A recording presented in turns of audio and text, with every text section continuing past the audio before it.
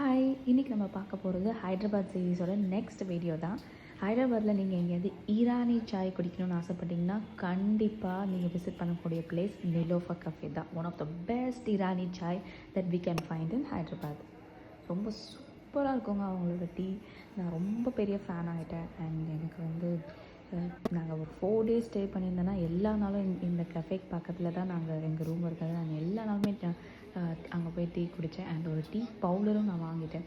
அவங்கக்கிட்ட டீ மட்டும் இல்லை, அவங்களோட பேக்கரி ஐட்டம்ஸ் எல்லாமே ரொம்ப சூப்பராக இருந்தது.